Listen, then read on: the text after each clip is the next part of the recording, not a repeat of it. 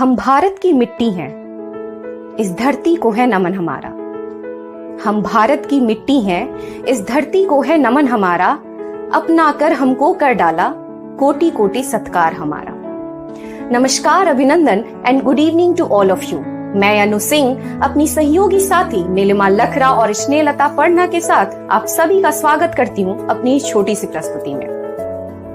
कहते हैं अनेकता में एकता भारतीय संस्कृति है और उस अनेकता के मूल में निश्चित रूप से भारत के विभिन्न प्रदेशों में स्थित जनजातियां हैं। भारतीय जनजातियां भारतीय संस्कृति को एक विशिष्ट संस्कृति का रूप प्रदान करती हैं। आइए हम सब मिलकर उस भारतीय संस्कृति को एक नए रूप से समझते हैं। आइए हम सब मिलकर भारतीय जनजातियों का स्वागत और सम्मान करते हैं। Welcome to India everyone.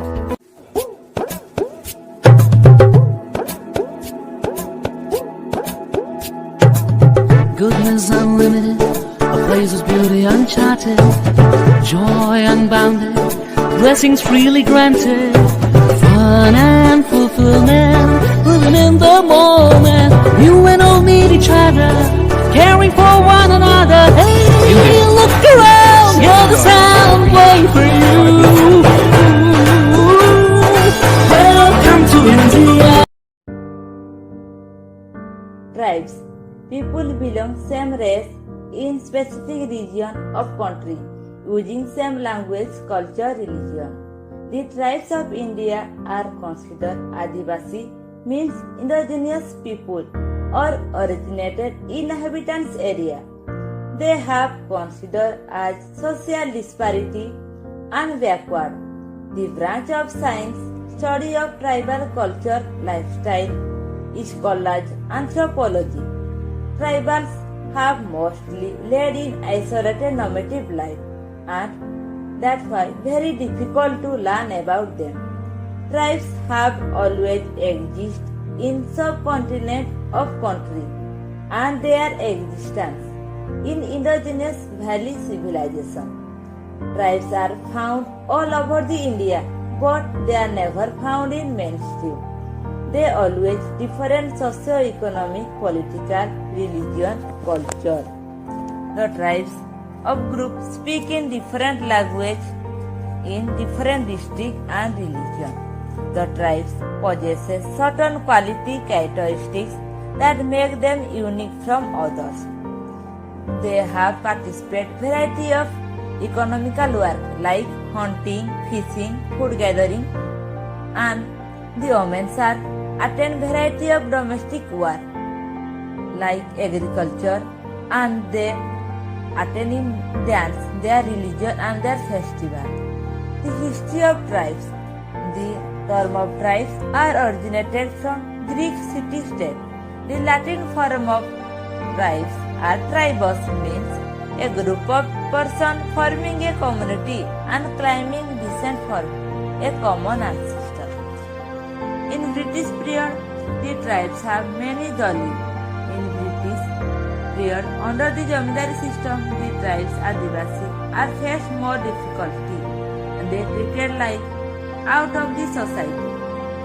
In this region, they like to live in forest and isolated area.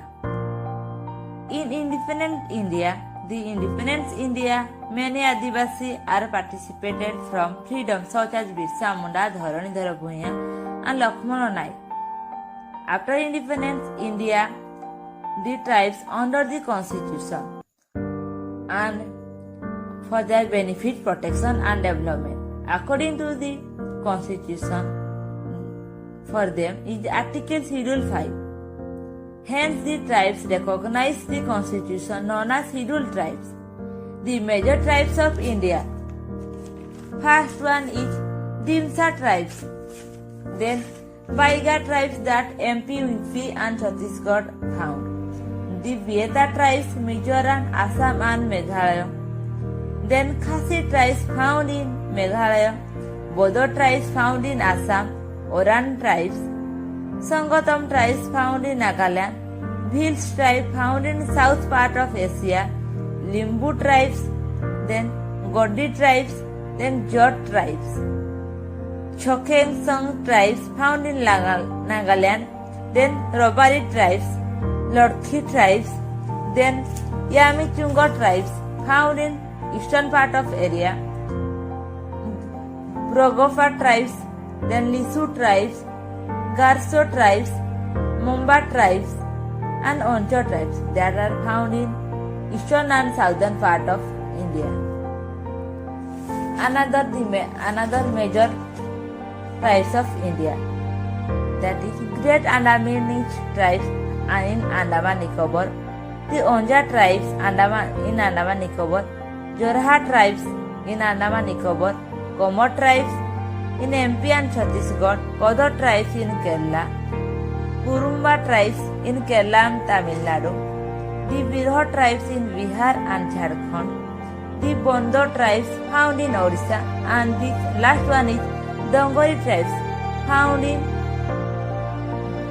Odisha, that is Dongori and Bondo tribes of Odisha. In tribes are the different, not only their culture, their food and their dressing style and their living, their lifestyle is different from other people. Their tribes are believe in their nature and they worship the nature.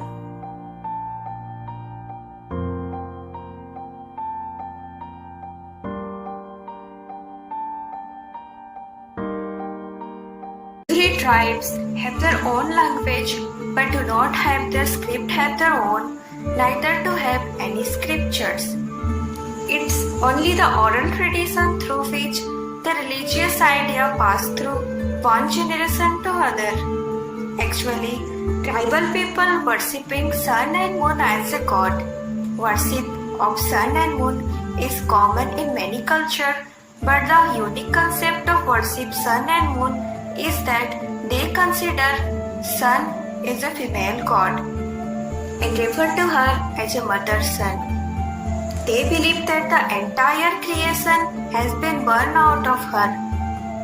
Moon is the father god and believe in the guardians of time. It is not like that what we thinking about their beliefs. When we see it in the perspective of tribals, we can realize that they are not referring sun and moon visible in the sky. They are referring more abstract over and above beyond the sun and moon. They actually talk about the abstract concept of God, who is formless, omnipotent, omnipresent, omniscient, and is everywhere. They not have any pictures, any ideals, image of their God. Even they were no place specially assigned for the worship of their God. They specially truly believe that the God is everywhere. God is in me, God is in you, and God is there in everywhere and every creation. Along with omnipresence of God, they believe in another concept, the soul.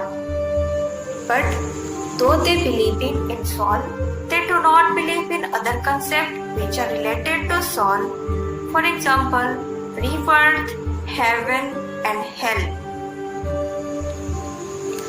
So we see that the moral behavior is not really governed by the concept of birth, rebirth, heaven and hell. These people believe that the moral codes are not given by God. Their religion is not a religion of book, and as a result, there are no commandments given to them. There is no written rules of conduct to guide their behavior, but their God should empower all the people with capacity of discriminating knowledge.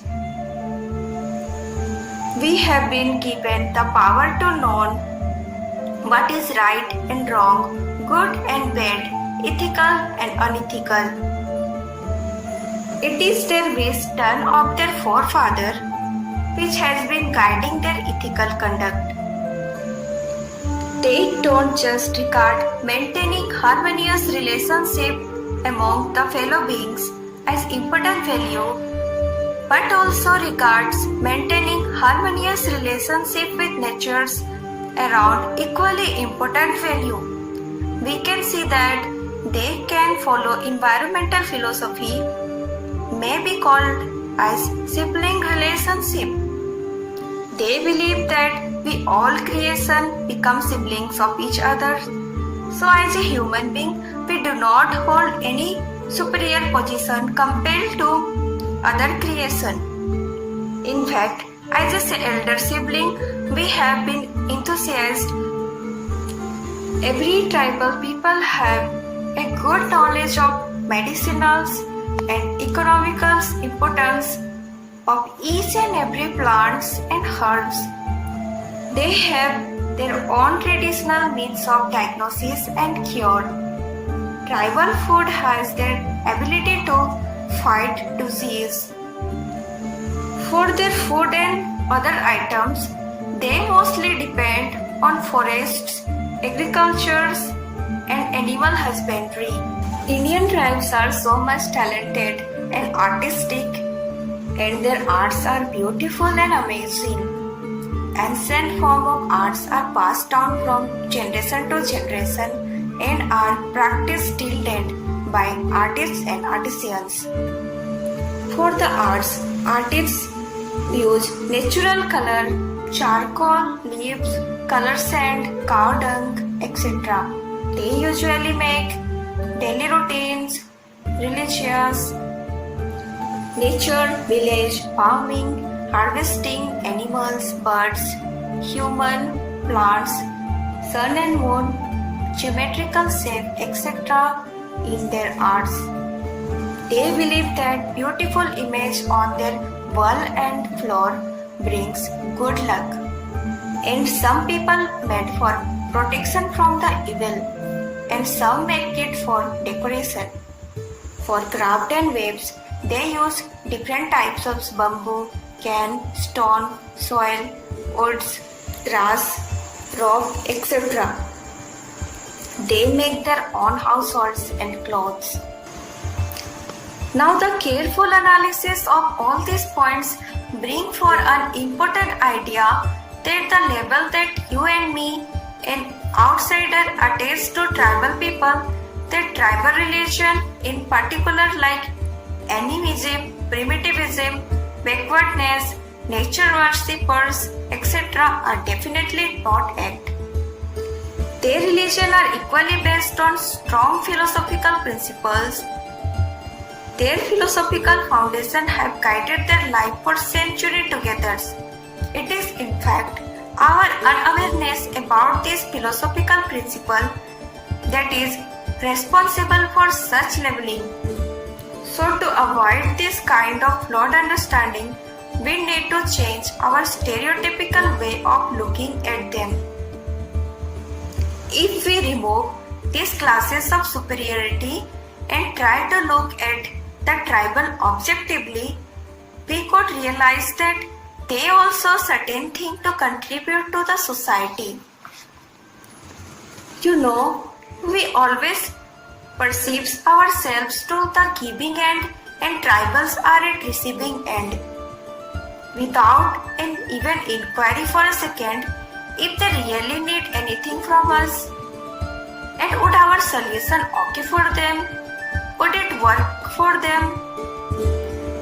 So if we really want to bridge the gap between us and them, and we want to integrate them to the mainstream, what we need to do is keep an open eye. An open-minded inquiry in their life, their religions, their institutions would make us realize that they also have many things to offer to the outside world.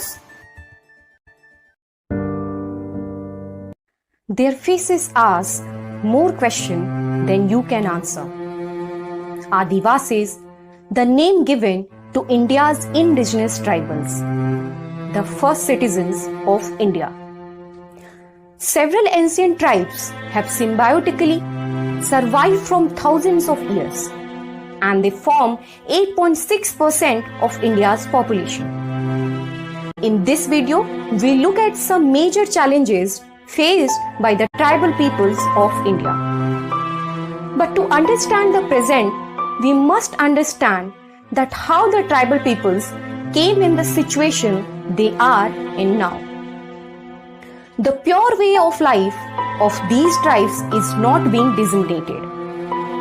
Mining, rampant deforestation, and a perpetual civil war was deprived these people of their fundamental rights. After centuries of injustice, the tribes now struggle for access to proper health, care, and education. Today, the youngest of tribal generations suffer from a far greater danger, and one of the threats there is very exist malnutrition, who is taking lives inside India's heart. And the first citizens of India will soon become the first to disappear. The basic cause for the situations of the tribals is poverty and unequal distribution of resources. These are some structural causes of malnutrition. They don't even have good fertile flatlands.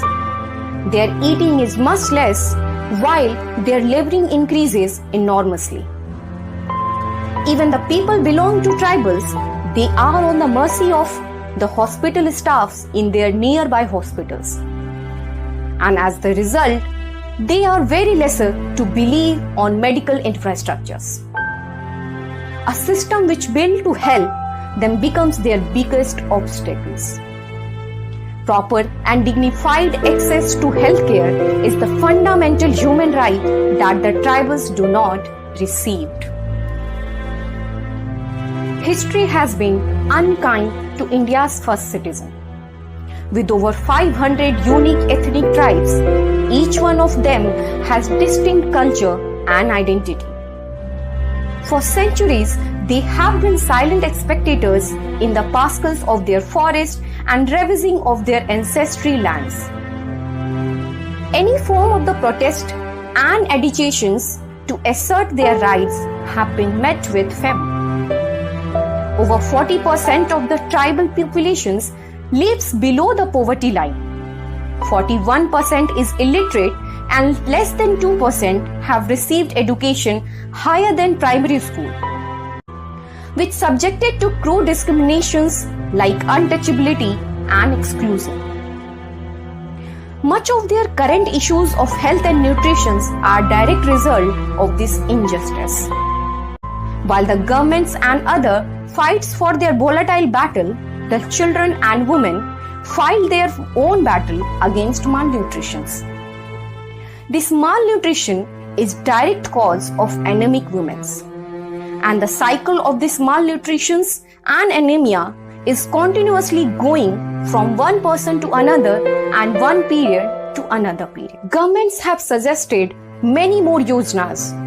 One of them is to provide free meal and food to the anemic woman and malnutritious child.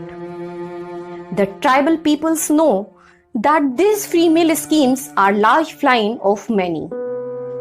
Children's, mothers and anemic women hardly benefit from the nutritious food being provided.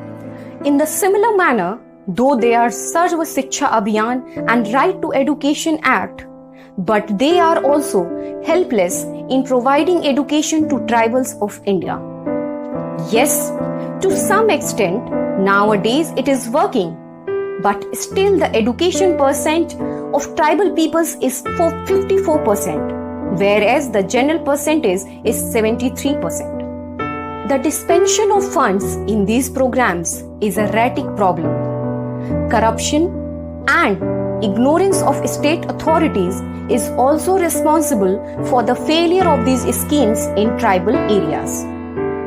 Finally, for all such challenges faced by the tribals, the government, the systems and the healthcare facilities will have to be improved.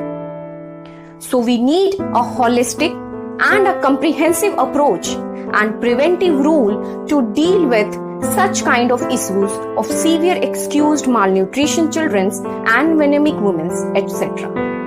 To begin with, we should implement FRA, which is a law passed by Parliament, but it is implemented in a more honest and transparent way. Secondly, we should highlight the issues around PESA, the Panchayat extension for scheduled areas, which would enable tribal communities to manage their own services by their own selves. Third, we need to be done to set up Anganwadis or strengthen their strengths to deal with all the issues of the tribal areas. We all know that on paper, India has the ability and the funds needed to fight hunger. But on ground, there is a massive failure of implementation and complete absence of empathy and will. Excluders in this insensitive system are the women and children of India. Uneducation, unemployment, belief in superstitions, no trust in the medical infrastructure, and lack of access of fundamental resources are the deadly combinations that threatens the very existing tribals of India. While the country fight today on the idea of citizenship, the first citizens of India wait to be treated with respect and dignity. India's tribals struggle today not for their lands and forests, but their important battles today is the right to exist. The first citizens of India ask the questions that when will their life will be counted. We all know the Adivasi's voice is pretty much there. But where are the heir of the rest of the countries?